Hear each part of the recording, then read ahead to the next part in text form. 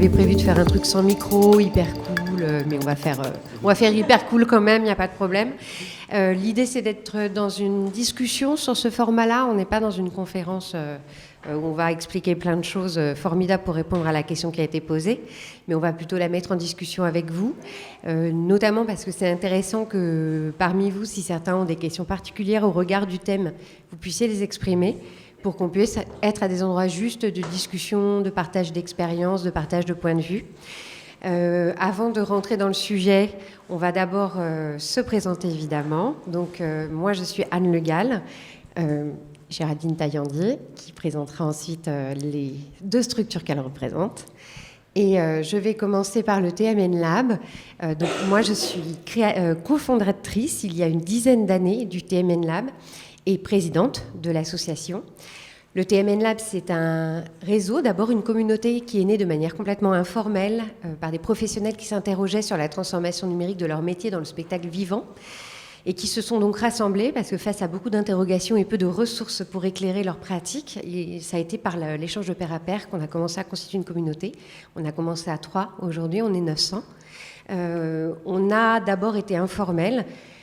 Et puis, on a structuré la communauté et adossé la communauté à une association. Donc, aujourd'hui, on a une association avec une gouvernance, avec donc d'un côté l'association qui a permis au démarrage de pouvoir mener des travaux plus ambitieux que ne l'aurait fait une communauté seule, notamment on a pu soulever, avoir des financements pour faire un état des lieux du numérique dans les théâtres, qui a été un travail fondateur pour nous, pour orienter nos actions, les échanges et les discussions qu'on avait aussi avec le ministère, qu'on a renouvelé en 2021 à travers l'état des lieux du numérique dans le spectacle vivant et les arts visuels, cette fois, donc élargi en termes de périmètre, et qui est aussi encore aujourd'hui donc une nouvelle base de notre travail qui permet de refaire un point sur les constats, notamment de difficile appréhension de la question numérique pour les professionnels de la culture, en tout cas en partie. Dans le spectacle vivant, c'est une certitude.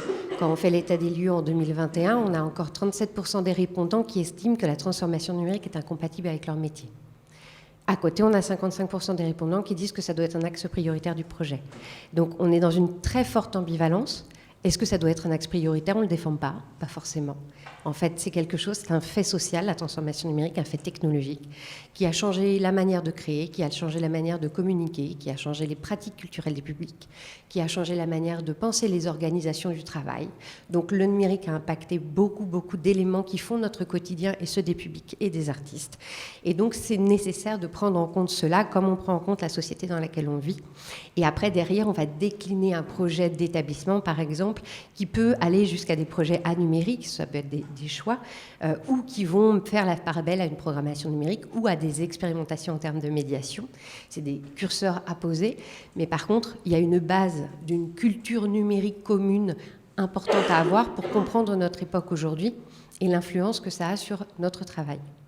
Et donc le TMN Lab, il se situe à cet endroit, d'essayer de construire une culture numérique commune, d'interroger les endroits d'expérimentation possibles, de s'entraider, de faire ensemble, et aussi de mettre des limites à des endroits, en tout cas de les mettre en débat. L'association, je vous ai dit 900 membres, environ 350 aujourd'hui qui sont adhérents. Par contre, c'est un centre de ressources ouvert, donc même si vous n'êtes pas membre, même si vous n'êtes pas a fortiori adhérent, vous avez accès à la totalité de ce qu'on produit, à l'exception d'un rendez-vous mensuel pour les adhérents, vraiment réservé, qui a un temps d'échange un peu privilégié. Mais sinon, voilà, les 2 états des lieux sont publiés en open data. On fait une veille régulière qu'on partage. Vous pouvez vous inscrire à la newsletter. L'idée, c'est d'être le plus largement accessible possible. Sur les questions qui sont aujourd'hui, évidemment, les sujets de développement des publics et de médiation sont très présents dans nos travaux, étant donné que dès le démarrage de l'association, on réunissait beaucoup de profils de la relation avec les publics. Ça pouvait aller de chargé de projet d'action culturelle, médiateur, RP, communication. Donc on a toujours le souci de cette question de la relation au public et au territoire, et ça fait partie des points qu'on défend, et la question notamment d'un numérique situé en fonction d'enjeux de territoire, d'enjeux de politique culturelle et d'enjeux apportés en termes de création et de soutien à la création. Donc le sujet, évidemment, du développement des publics est au centre de nos travaux, et la question des expérimentations, des formes de création numérique aussi, en termes on a une vigilance, on va dire une veille sur ce qui se passe. On essaie de repérer le maximum de projets pour aller les interroger, comment ils ont été conçus, pourquoi ils ont été conçus, quel a été le résultat en interne, la transformation, le résultat pour les publics, pour essayer de favoriser les personnes qui sont dans l'expérimentation, qui montrent un peu la voie, et en même temps de partager les écueils pour pouvoir continuer à avancer sur toutes ces questions. Je passe le micro à Géraldine. Merci Anne. Je vais passer ça. On n'a pas forcément, c'est juste donc moi je suis Géraldine Taillandier, je suis directrice d'un centre culturel spécialisé sur les arts numériques qui est basé à Reims, dont je vais vous montrer le site tout à l'heure, et je suis dans la gouvernance du réseau ACNUM, qui est un réseau donc national des arts hybrides et des cultures numériques, qui s'est créé Notre présidente aime bien dire qu'on a le sens du timing, qui s'est créé le 12 mars 2020 à Lyon. Le jour où le soir on nous annonçait la fermeture des écoles. Mais à l'image de ce que racontait Anne pour le TMN Lab, la création en association s'est faite en mars 2020, mais elle est l'aboutissement, ou en tout cas un point d'étape du travail de nos lieux et de nos pratiques, on va dire. Puisque l'association, elle s'est faite à l'initiative de quelques membres au départ, qui étaient répartis sur tout le territoire français et qui travaillaient déjà ensemble, soit sur des questions d'accompagnement à la création numérique, soit sur des questions de médiation. Pas mal de lieux sont aussi issus des politiques culturelles autour de la création numérique, mais aussi de l'inclusion numérique, notamment le lieu, moi, d'où je viens, est un ancien espace culture multimédia, peut-être certains, ça parle à certains, mais qui est un label qui était porté par le ministère de la Culture de 2000 à 2008 à peu près.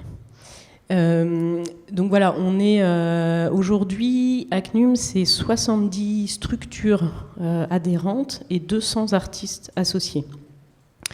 Donc l'objet qui est noté là, c'est structurer, organiser, développer les écosystèmes des arts hybrides et des cultures numériques en France. Et une des particularités du réseau, c'est ça, on va dire, son plurisectoriel, puisqu'on trouve dans le réseau à peu près une quarantaine de structurations différentes qui vont des centres d'art, de tiers-lieux. Nous, on est centre culturel. Il y a des lieux labellisés comme des scènes nationales, des SMAC, des médiathèques, des Fab Labs, des bureaux de production. Et voilà, j'en passe. Mais c'est aussi la richesse des échanges et des productions. On a aussi un espace de ressources et à l'image de, encore une fois, ce que disait Anne et qui est aussi TMN Lab, c'est que ces ressources, elles ne sont pas disponibles que pour les adhérents.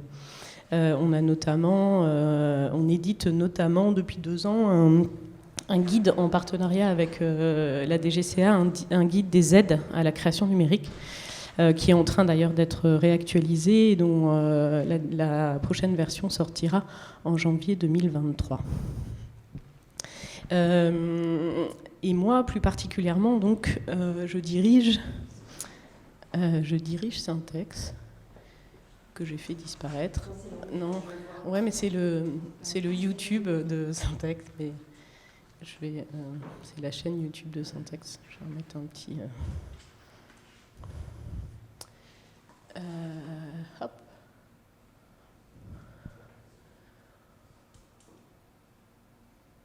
Voilà, Syntex, c'est un lieu. C'est un Fab Lab qui est situé donc à Reims. On est situé juste à côté de la Comédie de Reims, le CDN de Reims. Sur l'esplanade André Malraux. Donc c'est un lieu qui a été créé dans les années 70. Vous pouvez reconnaître les briques, le béton et le verre. Ce qui facilite pas d'ailleurs les connexions numériques du lieu, mais on fait avec. Et on se situe plutôt pas forcément sur les questions de développement de public, justement, mais plutôt sur des questions de médiation et d'inclusion. Au niveau des outils, ce qui nous amène à collaborer beaucoup avec des lieux, des partenaires culturels, pour accompagner et à accompagner en fait la création aussi artistique, puisque on accueille.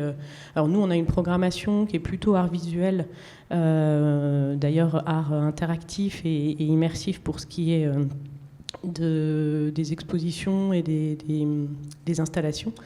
Mais dans la partie résidence et aide à la création, on a une salle de spectacle qui nous permet, et puis donc un grand Fab Lab qui nous permet d'accueillir pas mal de propositions artistiques dans des champs vraiment pluridisciplinaires.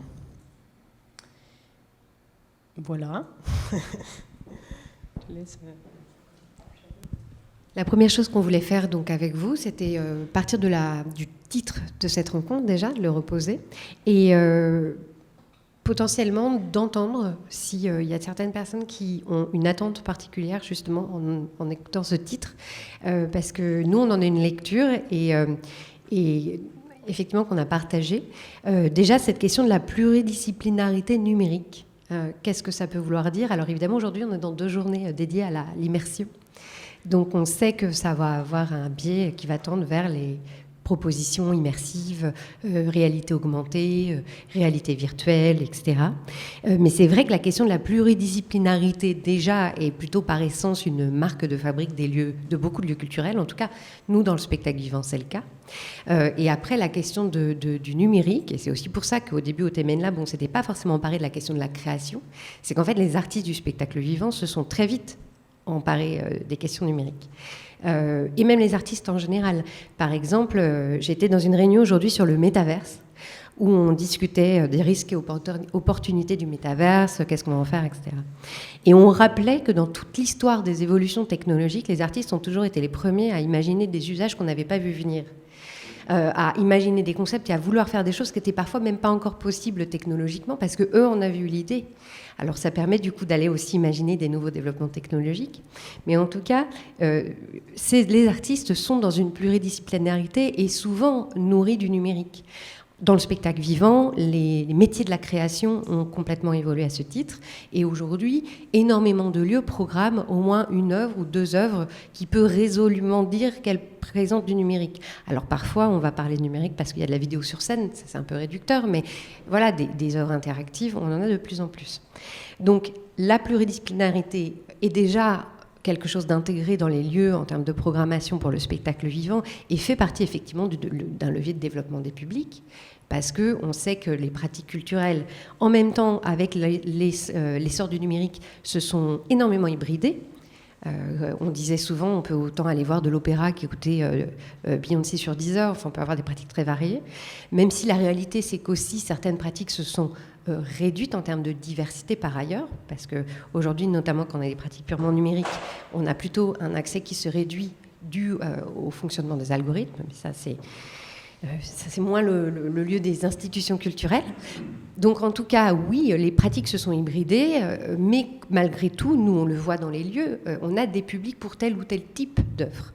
Donc effectivement, la pluridisciplinarité permet de toucher par exemple des publics de la danse, des publics du théâtre, etc. Là où du côté du spectacle vivant, c'est en discussion notamment, on avait encore un café TMN Lab il y a 2 semaines qui posait la question, par exemple, le VR, la VR, levier potentiel de développement des publics, c'est que ça vient interroger des sujets de temps de la programmation, de localisation de la programmation, et ça permet potentiellement de travailler d'autres formes dehors les murs, d'autres formes d'occupation de l'espace, mais tout en levant beaucoup de questionnements et de freins par ailleurs, qu'on aura le temps de poser. Et puis le deuxième point qu'on voulait questionner aussi, c'est la notion même de développement des publics. Et là, je vais passer la parole à Géraldine notamment. Oui, c'est parce que développement, on peut l'entendre dans le sens peut-être plus quantitatif, alors que ce développement des publics par les usages numériques et l'immersion peut aussi permettre un développement plutôt de la qualité, j'allais dire, du public, et d'être plutôt dans des questions parfois d'inclusion, d'aller toucher alors, il y a l'inclusion avec l'usage numérique pour ceux qui n'en ont pas et comment on accompagne ça, mais il y a aussi des dispositifs numériques qui sont développés aujourd'hui, notamment en VR, pour des personnes en situation de handicap, pour permettre une inclusion dans des pratiques aujourd'hui vers lesquelles ce public n'ira pas pour des questions, par exemple, de rentrer dans une salle de concert dans le noir avec des personnes qui les touchent, ils ne le supportent pas, alors qu'une expérience en VR pourrait leur permettre de vivre cette expérience. Donc il y a cette question-là qui est posée, et puis après la question des usages, mais je disais du coup de permettre effectivement de diversifier les publics, ou des publics jeunes peuvent parfois avoir plus facilement cette pratique de l'outil, mais en même temps il y a la question de à quel endroit ils ont cette pratique. On sait que les casques de réalité virtuelle sont beaucoup utilisés pour les jeux vidéo, mais pas forcément pour regarder un film, ou pour c'est plutôt d'être actif dans l'utilisation, ce qui peut être le cas dans certains spectacles, mais qui n'est pas forcément non plus. Donc cette question de développement de public, elle est polysémique et c'est vrai on peut par différents exemples vraiment l'aborder différemment. Peut-être avant de rentrer dans des exemples, on était intéressé de connaître un peu votre la composition de la salle. Donc on va peut-être pas faire un tour de table avec tout le monde, mais ce que je vous propose, c'est de lever la main déjà si vous faites partie plutôt d'une institution culturelle. D'accord. Si vous êtes plutôt du côté de la création, de la production d'œuvres immersives, par exemple. OK. Et donc, il y a encore plein d'autres profils que je n'ai pas cités. Si vous êtes plutôt des profils institutionnels, par exemple, les réseaux, ministères, DRAC qui viennent soutenir, ou les collectivités. Non. Alors, je vais proposer de nous dire un peu, parce que ce serait intéressant de dire en un mot, si vous pouvez me dire en un mot juste le type d'institution que vous êtes, ou type de structure, ou indépendant, pour qu'on sache un peu situer le groupe. Oui, allez, on commence là-bas. D'accord. Je suis Denis Moreau, je suis directeur de la microphonie de Noisy-le-Sec. D'accord. L'équipement culturel municipal. Ça marche. Je suis directrice d'une association culturelle qui s'appelle Redro, et je suis aussi artiste sculpteur. D'accord. Salomé Terrien, je suis stagiaire en distribution chez Diversion Cinéma. D'accord. Je connais. Qui a été incubé au 104, avec qui on travaille en ce moment.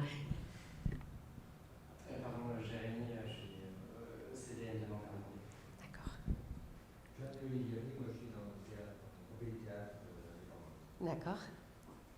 Donc c'est Amadé, moi je suis administrateur bénévole dans des associations et en gros de reconversion vers le domaine. D'accord. Romane Sarfati, j'ai été jusqu'à il y a quelques semaines directrice générale de la Cité de la Céramique Saint-Galino, je suis l'établissement culturel national, et je rejoins l'agence Manifesto, donc en privé pour accompagner différentes structures pour développer l'activité autour des expériences immersives. D'accord. Oui, bonjour, Adrien Foucault. Moi je suis en reconversion dans le domaine culturel. Je viens plutôt du privé, sinon je suis au groupe Orange. Et je suis en formation continue dans le master Biophile. D'accord. Bonjour, Marcel, je suis de la conception d'expériences immersives. D'accord. Dans le patrimoine d'art culture. Ok. Bonjour, moi je suis étudiante à l'ESCAR, donc une école en art, et je suis aussi danseuse. Bonjour, Clément Clémentine, chargée de projet de médiation au FRAC Grand Large. FRAC, Fonds régional d'art contemporain. Je te prends. D'accord. Bonjour, je suis Clément Costenable et je suis chef de projet dans une super réseau professionnel qui s'appelle le TML. On se connaît un peu.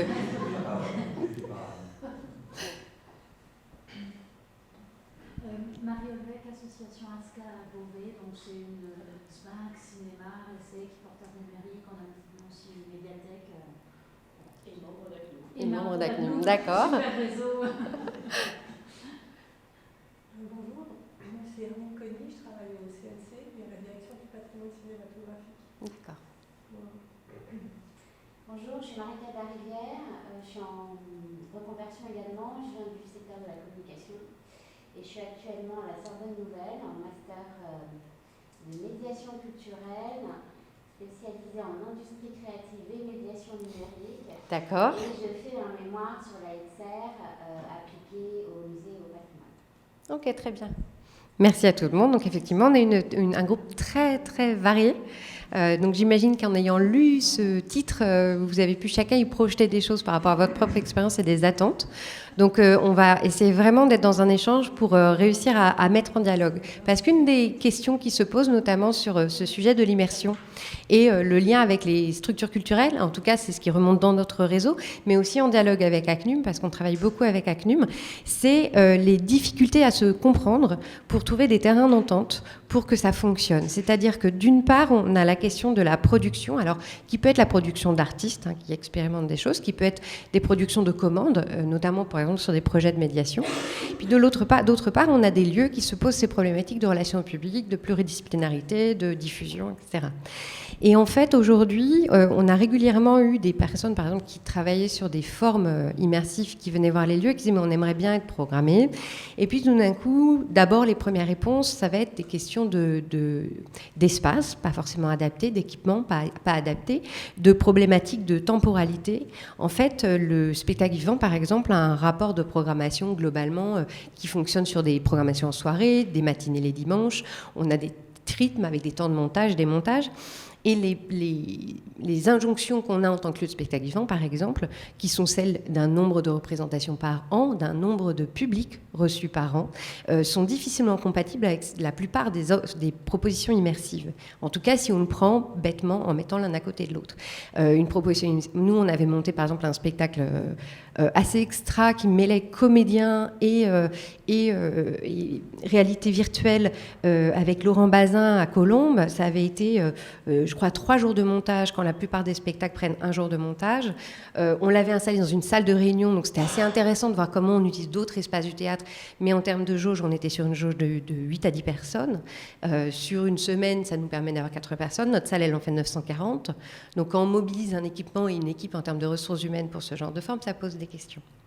Donc déjà ça pose ces sujets-là, ça ne veut pas dire que c'est un point bloquant, mais ça veut dire comment on le travaille, ne serait-ce qu'avec les tutelles en dialogue, pour dire il existe d'autres formes qu'on veut montrer, comment on négocie d'avoir la possibilité d'avoir le temps, les ressources financières et une baisse en termes d'efficacité, de développement des publics justement, pour pouvoir tout de même aller explorer ces champs-là.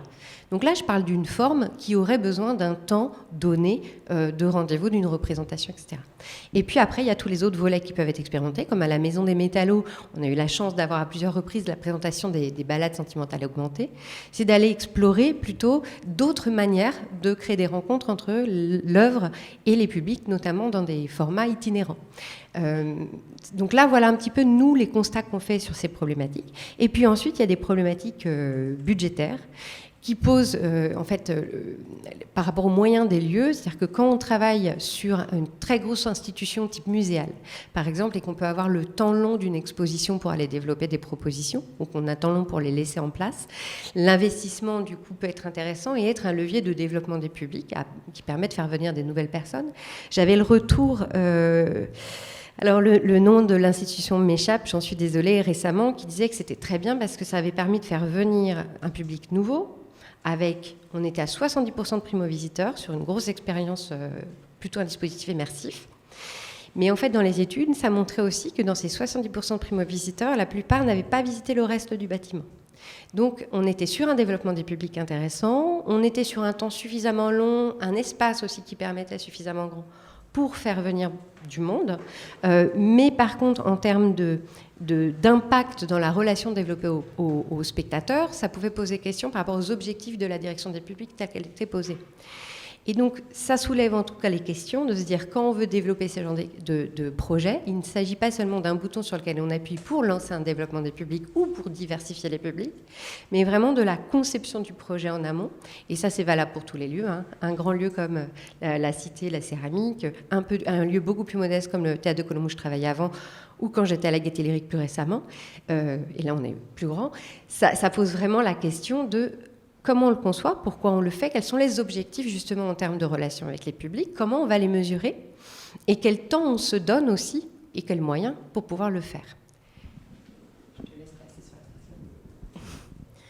Et par rapport à ça, j'ai l'exemple parce que j'ai l'exemple de la comédie, du coup le CDN, pour rester dans ces questions, qui a expérimenté du coup un nouveau festival l'année dernière qui s'appelle Intercal, justement autour des questions de spectacle vivant et d'immersion beaucoup. Et c'est vrai que c'est l'occasion, notamment sur les festivals, d'expérimenter des choses qui sortent du cadre, parce que on peut se donner des objectifs différents, des objectifs de public, mais typiquement par rapport à ce qu'illustrait Anne, il y avait un dôme qui était installé devant la comédie pour une expérience immersive de 30 minutes pour 8 visiteurs. Donc ça évidemment en termes d'impact, mais ça c'est une vraie question, et même j'allais dire nous dans le travail qu'on fait autour de nos installations sur des événements tout public avec des dispositifs immersifs, interactifs qui permettent d'accueillir pas mal de public sur un temps comme la nuit numérique qui est notre temps fort. C'est pas du tout le même rapport à l'œuvre et le même rapport aux œuvres globalement que quand on accueille une classe de 30 personnes sur une installation où il n'y a que 2 personnes qui peuvent vivre l'expérience en même temps. C'est la même chose avec des cases de réalité, de comment on travaille une médiation sur l'outil, comment on fait rentrer, comment on travaille avec une classe de 30 personnes sur un dispositif qui ne peut réellement en accueillir que 2. Donc c'est une vraie question. Donc nous, on y répond plus globalement parce qu'on va plus loin que l'expérience de ce qu'on fait. Et d'ailleurs, au niveau de la réalité virtuelle sous casque, il y a beaucoup d'artistes qui se posent de la question de ce que vit le spectateur. Et même de plus en plus de dispositifs sont développés où en fait il y a des spectateurs qui ne vivent pas du tout les mêmes expériences. Et ça crée du coup des spectacles qui sont complètement... ça revoit complètement le rapport au public dans une expérience qui au final est partagée mais pas partagée de la même manière. Et ça c'est une vraie question aussi sur comment ça déplace aussi les perceptions. Et je voulais rebondir aussi sur ce que tu disais, parce que nous on en a fait l'expérience sur notamment les expériences qui se passent dans la ville. Donc tu parlais des balades, mais inversement, nous on a accueilli l'année dernière le dispositif de la compagnie Adrien M, Faune, à Reims, donc ce sont des affiches qui sont disposées dans la ville et qui permettent d'accéder à des contenus en réalité augmentée. Et en fait, ce type de dispositif, par exemple, il nous échappe complètement quand on les programme, parce que on a beau ils mettent des petits cartels pour expliquer comment on accède au contenu et comment on peut faire la visite. On n'a aucun lien en fait avec notre public sur ces questions-là. Donc c'est comment on arrive à aussi créer du lien et échanger sur ces types de dispositifs. Et il me semble qu'on avait parlé d'un autre projet.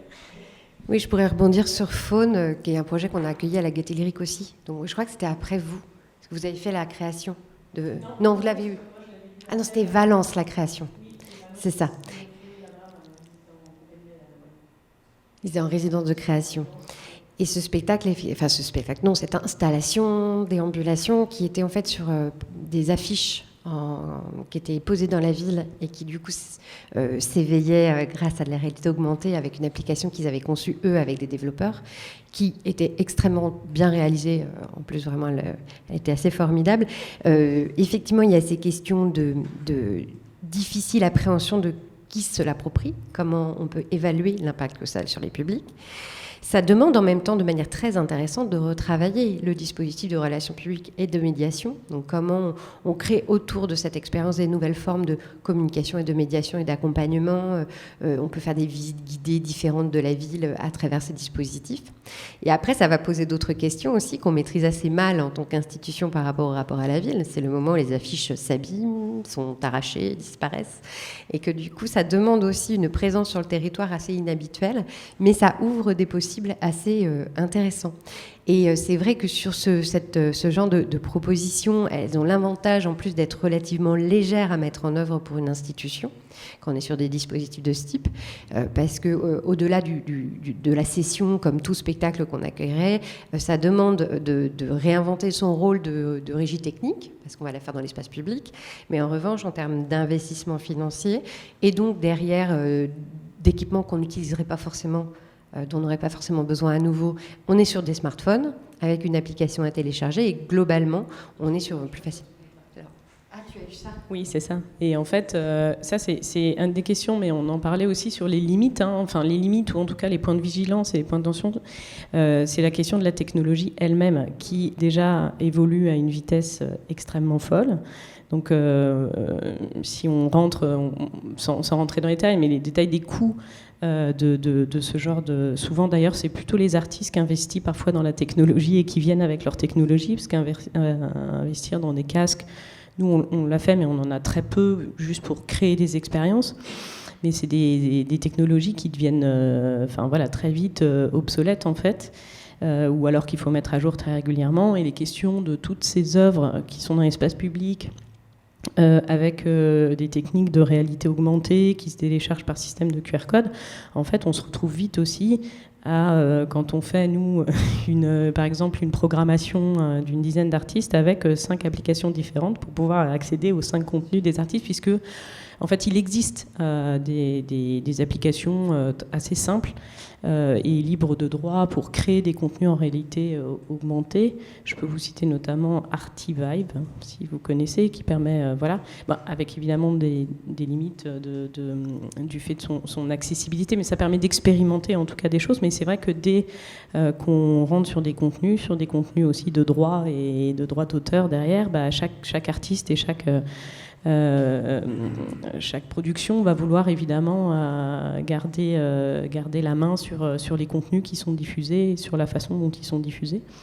Et les questions d'application des contenus, si c'est des contenus qui sont qu'on télécharge avec l'application ou qui sont ce qu'on appelle en plugin, vont faire que certains smartphones ne vont pas être en capacité de télécharger certaines applications aussi. Donc il y a aussi ces limites-là qui sont à prendre en charge, surtout quand on est dans des questions d'espace public. On a mené une conférence sur les questions de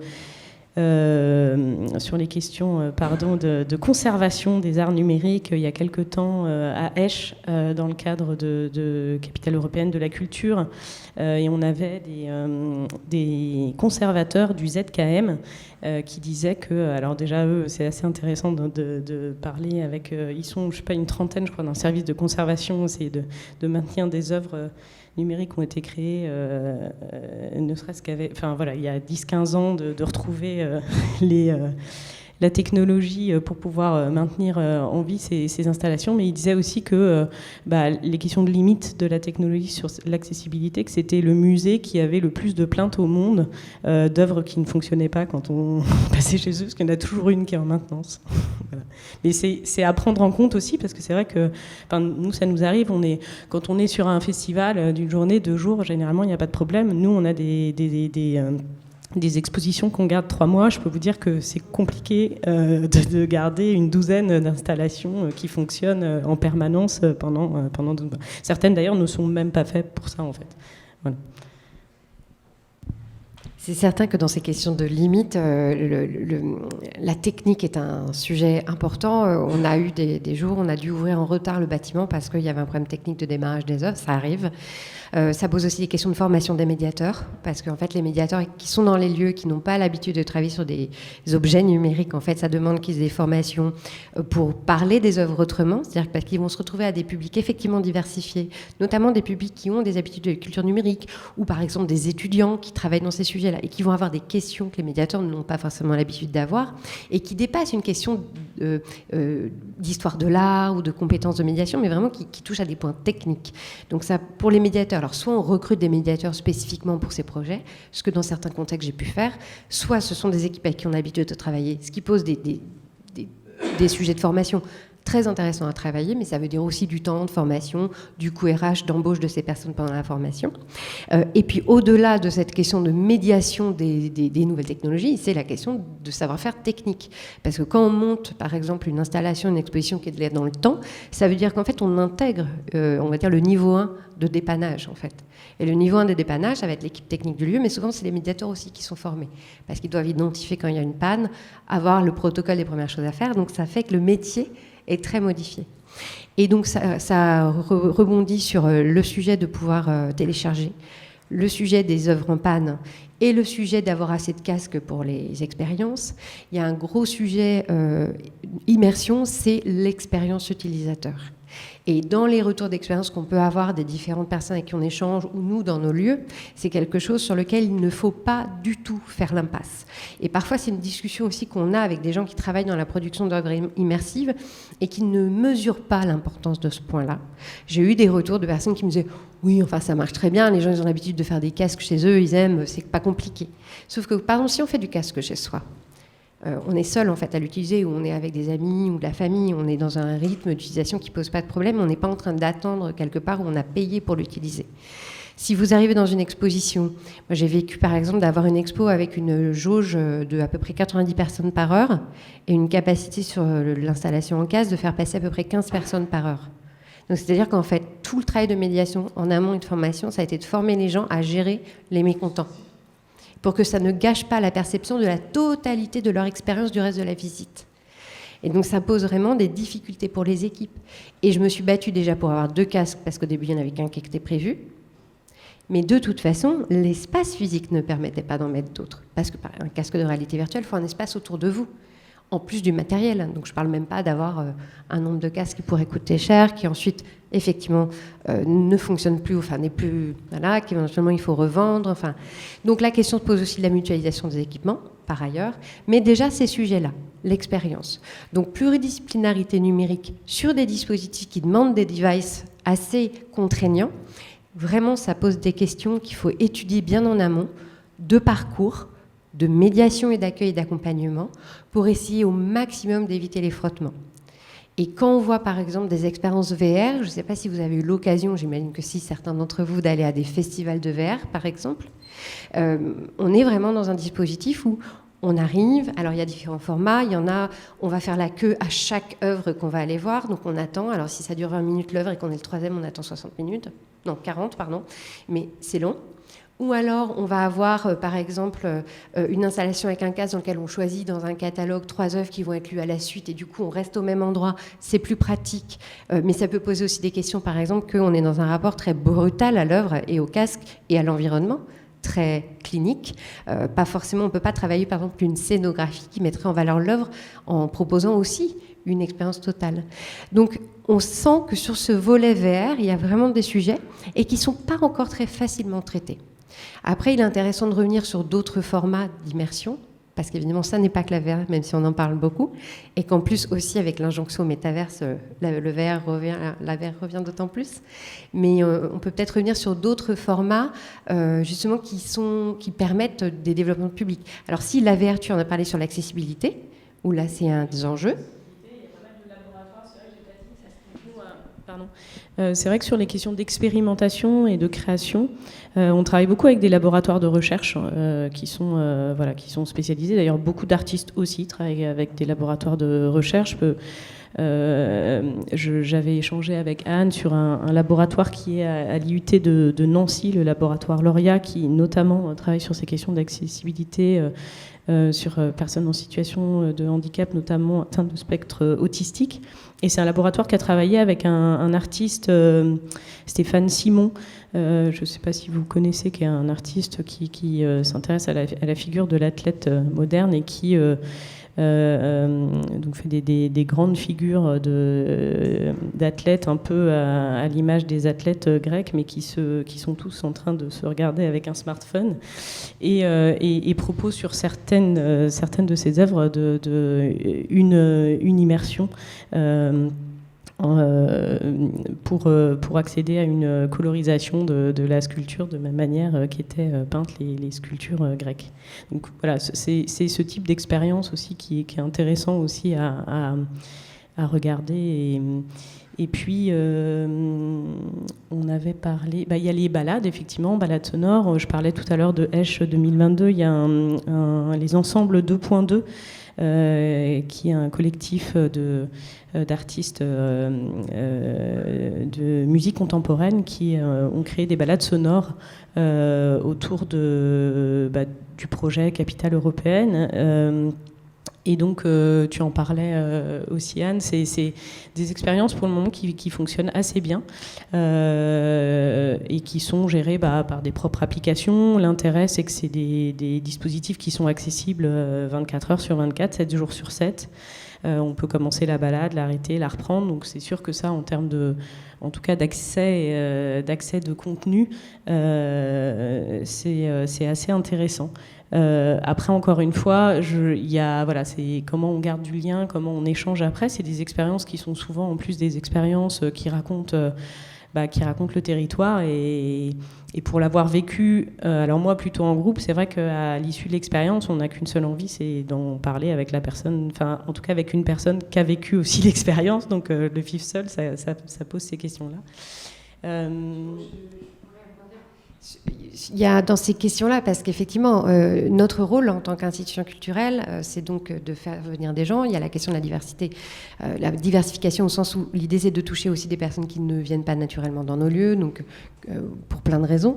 Et puis c'est des lieux de sociabilité. On est des lieux de sociabilité dans les territoires dans lesquels on est. Donc effectivement, ces enjeux de rencontre sont très importants.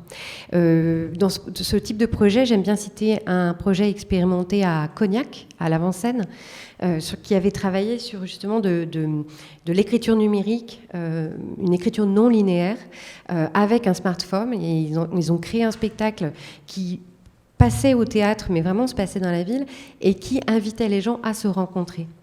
Et donc, ils ne sont pas les seuls à l'avoir fait, hein. Il y a différents artistes qui ont pu créer ça. Et en fait, on va vivre à un moment l'expérience. Elle démarre pas forcément à un temps donné.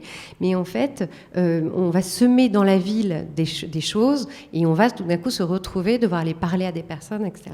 Et donc, ça peut aussi être l'occasion de recréer des rencontres. Alors, soit par de nouveaux temps donnés avec un rendez-vous, un horaire spécifique dans un espace public, mais aussi par ce projet qui a une forme de persistance, c'est-à-dire que le projet continue, même si on n'est pas dedans au moment quand on arrive, on n'y a jamais été, ça aurait pu être le moment où la partie commence, mais non, il y a une persistance même quand on en sort, et qui fait que du coup, ça peut aussi permettre de créer des nouvelles rencontres, de laisser des traces et de créer un dialogue entre les habitants d'un territoire. Donc ça, c'était un projet d'un théâtre, pour le coup, qui avait développé avec des artistes et qui imaginait ainsi avoir une extension numérique de sa recherche et création habituellement portée dans ces murs. Sur la question aussi des autres formes et de médiation, je trouvais ça intéressant d'explorer le volet action culturelle.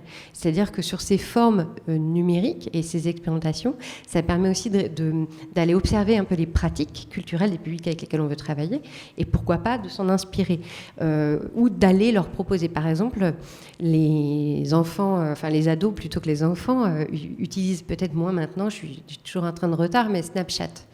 Maintenant, ils sont plus sur TikTok, donc je ne sais pas. Mais en gros, Snapchat, ça a été un des premiers à déployer beaucoup de réalité augmentée sur un usage de masse, tout public. Et certaines institutions culturelles ont utilisé Snapchat pour créer Alors, ils pouvaient créer des masques qu'on pouvait se mettre, et comme ça, c'était plutôt de la com. Mais même dans des projets d'action culturelle, on a pu travailler, notamment à la Gaîté Lyrique, sur des projets, on a fait aussi, sur des projets qui ne sont pas d'aller produire au niveau de la com un masque qu'on va mettre sur un filtre sur Snapchat, mais vraiment de faire travailler les ados sur cet outil-là, en travaillant sur un aspect créatif, parce qu'effectivement, c'est extrêmement créatif ce qu'on peut faire avec, ou ce qu'on peut faire en dehors en utilisant des outils justement de réalité augmentée, de superposition de la réalité, etc., de son propre visage et de la notion de selfie, qu'est-ce que ça raconte. Et en même temps, ça permettait de travailler sur la question de l'éducation aux médias. Donc questionner qu'est-ce que c'est Snapchat, qu'est-ce qu'on fait des données, derrière un algorithme, ça veut dire quoi, etc. Et donc ce sont aussi des expériences intéressantes pour nous, qui sont des créations de liens avec des publics, qui n'ont pas forcément, de manière autonome, vont passer la porte du lieu culturel, mais c'est des manières aussi, dans l'éducation artistique, de diversifier les approches.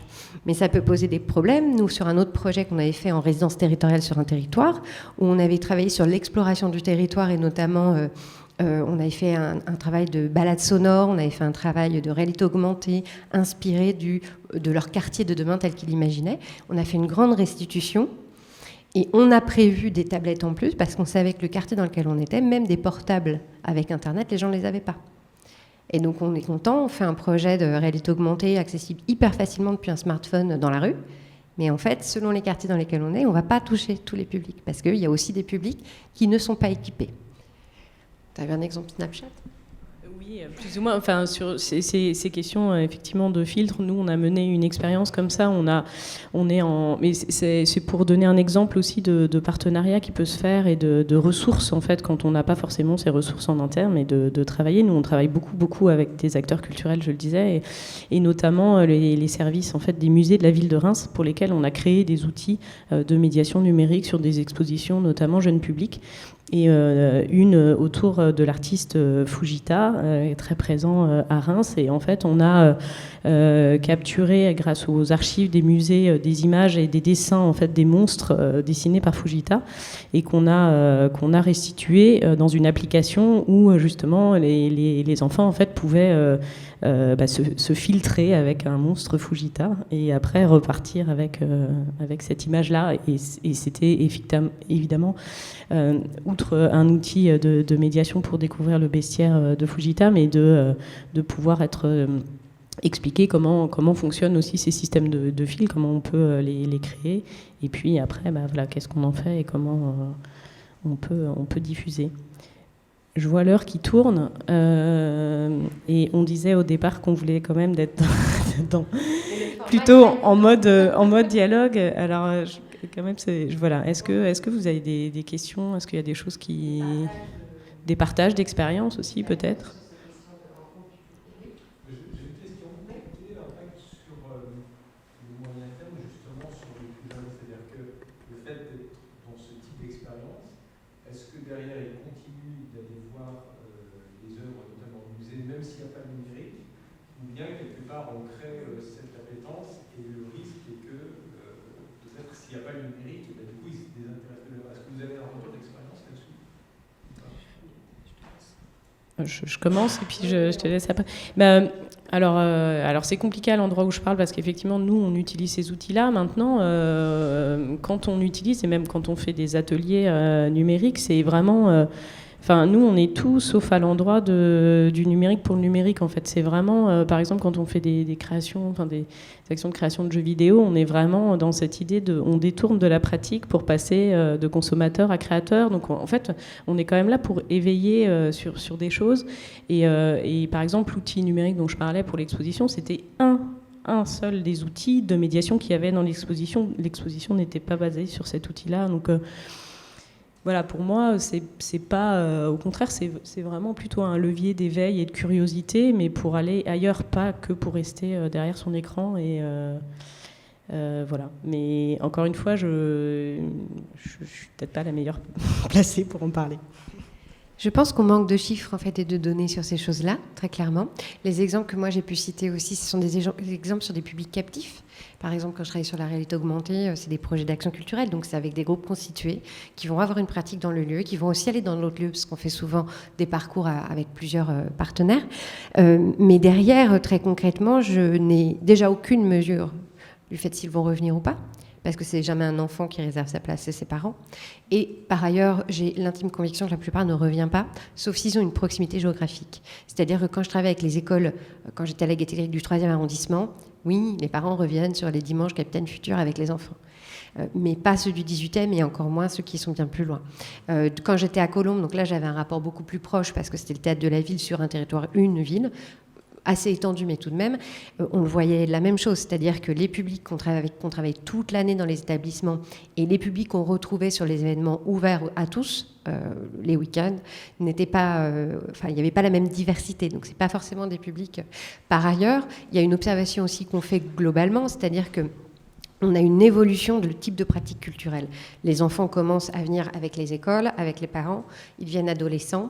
Globalement, ils vont migrer plutôt sur des pratiques chez eux, sur des pratiques de concert. Par exemple, ils vont beaucoup moins venir au musée, beaucoup moins venir au théâtre. Après, on grandit, potentiellement on a des enfants, là on peut vraiment plus aller à beaucoup d'endroits, sauf s'il y a un service babysitting, ce qui arrive dans pas mal de théâtres quand même, maintenant ça c'est pratique. Et puis à un moment on revient à des pratiques qui vont être en fonction de ses goûts, hein, très diverses, très mono, ça dépend de ce qu'on aime, mais il y a quand même des temps dans la pratique culturelle. Et ça on l'observe. À la Gaîté Lyrique, on observait que globalement le public revenait plus tôt, c'est-à-dire qu'on avait un public jeune particulièrement présent, notamment parce qu'on avait une grosse part musique actuelle. Et je pense aussi que une grosse partie de notre programmation numérique avait un caractère assez sexy pour les étudiants. Quoique c'était même pas d'ailleurs tant les étudiants, parce qu'on avait fait une enquête auprès des étudiants et notre taux de notoriété sur les étudiants était pas si bon en fait. Mais c'était vraiment la programmation salle de musique. Et après, sur les théâtres où j'ai travaillé, grosso modo, le pic d'âge, il est entre 45 et 65 ans, plutôt. 50 et 70 peut-être même. Hein, voilà. Donc ça, on voit qu'il y a des questions de temps de vie. Donc on n'a pas tellement de données. J'ai cité quand même le musée qui avait fait son expérience immersive, où globalement, 70% de primo-visiteurs, pas mal de jeunes, mais globalement des personnes qui n'avaient pas visité le reste du lieu. Donc effectivement, est-ce que c'est des personnes qui vont revenir après en dehors d'une expérience numérique immersive ? C'est pas certain. Et après, ce qui est intéressant d'observer peut-être, aujourd'hui on a un outil de mesure avec lequel on essaye d'échanger et de collaborer, c'est le Pass Culture. Parce que le Pass Culture, on a aujourd'hui, par exemple, dans le milieu du spectacle vivant, je crois qu'il y a 1700 structures en France qui l'utilisent pour proposer des offres. Donc on commence à avoir de la donnée. On commence à avoir de la donnée de ce que font les jeunes, s'ils utilisent notamment, par exemple, nous, le spectacle vivant. Il y a un rapport qui va sortir normalement en début d'année où on aura un peu des éléments. Et les personnes, selon ce qu'elles viennent faire, est-ce qu'elles reviennent ? Par exemple, si elles viennent sur une expérience un peu spécifique, est-ce qu'elles vont revenir après ? Je dirais, purement par empirisme et absolument pas basé sur de la donnée, que globalement, dans ce qu'on a pu observer, soit on vient pour une expérience et on ne revient pas dans le lieu. C'est comme... en fait, en gros, on va venir à un concert parce que c'est un artiste qu'on adore, quelle que soit la salle où il est, en fait. Alors que parfois, il y a d'autres lieux culturels avec lesquels on développe un attachement, et là, on peut venir voir un petit peu n'importe quoi. Donc, effectivement, s'il y a un effet waouh de la venue, il faut être vraiment bon et bien travailler en amont, la médiation, les RP, etc., pour essayer de transformer en relation et non pas en visite unique. Oui ? Comment est-ce que le public en situation de handicap est pris en compte dans ces expériences immersives ? Et là, je pense en particulier aux personnes aveugles et malvoyantes. Par exemple, tout notre travail se fait autour de l'inclusion des personnes aveugles et malvoyantes à travers des expériences tactiles. J'ai une réponse là-dessus, je laisse ta réponse. Alors nous, ça va dépendre des expériences. En fait, on travaille avec pas mal de lieux, d'associations, avec des personnes en situation de handicap, mais réellement, il y a des offres qui ne sont pas du tout accessibles. Je sais que... Alors, ça ne fonctionne pas pour les personnes malentendantes, et encore, parce que il y a des expériences en fait sonores qui sont de plus en plus mêlées, qui sont assez intéressantes, notamment en VR, avec des systèmes de casques qui fonctionnent avec la résonance osseuse. Voilà, c'est ça. Et je sais que, enfin voilà, il y a beaucoup d'expériences qui sont menées aussi par des laboratoires de recherche sur ces questions-là, et notamment l'entrée au départ, c'est cette inclusion. Mais je saurais pas. Enfin, moi, j'ai pas d'expérience là significative à vous donner. Alors, j'aurais pas de réponse, mais j'ai un projet sur lequel j'ai travaillé sur ce sujet. Parce que dans les différents lieux où j'ai travaillé, la question de l'accessibilité s'est évidemment à chaque fois posée. On a essayé de travailler. À la Gaîté Lyrique, au début, on a une approche un peu d'inclusion universelle. Comment on peut travailler cette question-là, notamment parce que c'est la politique de la ville de Paris, donc on s'est dit c'est logique de décliner ce sujet. Et en fait, assez rapidement, on s'est retrouvé dans un écueil. C'est-à-dire qu'en fait, il faut travailler l'inclusion universelle, mais en fait, les handicaps ont des approches il y a des approches très différentes en fonction du handicap et ne nécessitent pas les mêmes besoins. Et en fait, on est obligé d'avoir une stratégie par handicap si on veut vraiment aller un peu loin dans l'accueil des personnes. Et déjà qu'on voit que dans les lieux culturels, les PMR, on a du mal. Et alors, les handicaps de la sensibilité, souvent, on est assez mal équipés. Sur le cas des personnes aveugles et malvoyantes pour des œuvres immersives, en fait, on avait une installation à la Gaîté Lyrique, on faisait que des expositions art numérique. Et sur la dernière qu'on a eue, on a essayé de travailler justement cette question de la médiation, et notamment pour les publics en situation de handicap déficient visuel. Et je n'ai pas de réponse, mais normalement, il va y avoir une publication. J'espère qu'elle pourra sortir. On a monté un projet avec le soutien de la DRAC, qui nous a financé un travail, et l'idée c'était d'essayer de se mettre au travail à plusieurs pour questionner ce sujet. Parce qu'en fait, quand je suis arrivée avec cette question, comment on bosse l'accessibilité pour les personnes aveugles, on m'a regardé, on m'a fait, mais c'est que des trucs à voir. Et donc je dis, ouais, mais je veux quand même me poser la question. Et donc on a travaillé avec des designers, c'est le collectif BAM qui est devenu praticable maintenant, avec les médiateurs de la Gaîté Lyrique, avec une association de personnes malvoyantes ou aveugles. Et ils devaient travailler en co-design sur justement un peu un cahier de préconisation de ce qui est possible ou pas, et en même temps d'être capable de dire à un moment, bah là en fait il y a des choses où effectivement on ne voit pas aujourd'hui de possibilités, mais voilà les pistes, est-ce qu'on pourrait travailler ? Et je pense que sur ces projets-là, il ne faut pas hésiter à être dans de l'itération et expérimenter les choses, mais par contre, effectivement, avec des associations d'aveugles qui, eux, vont pouvoir être là pour déjà tous les a priori et les trucs auxquels on pense ne sont pas des bonnes idées, et être là pour expérimenter et construire avec. Et avec des designers, c'est plutôt une bonne approche, parce que c'est des gens qui sont centrés sur les sujets d'usage, et donc ils peuvent faire ce lien médiation, pratique, etc. Donc normalement, ils devaient publier là, je ne sais pas si c'est sorti, mais il faudra regarder sur le site de la Gaîté Lyrique.